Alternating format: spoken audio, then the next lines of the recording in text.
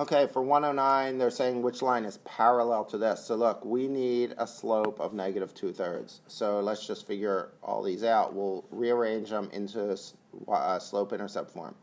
So this becomes negative 3y equals negative 2x plus 6, divided by negative 3, y equals 2/3 x, right, minus 2. So 2/3, that doesn't work, right, because this is not the same slope. So it's not A. So let's look at B. Rearrange. 3y equals negative 2x plus 6, divided by 3, y equals negative 2/3 x plus 2.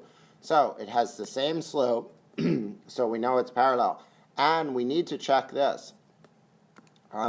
We need to make sure that the y-intercept is different, right? If the y-intercept was 5, then it wouldn't be a parallel line, it would be the same line. So we need to double check that. And in this case, it is different, so choice B is our line that's parallel.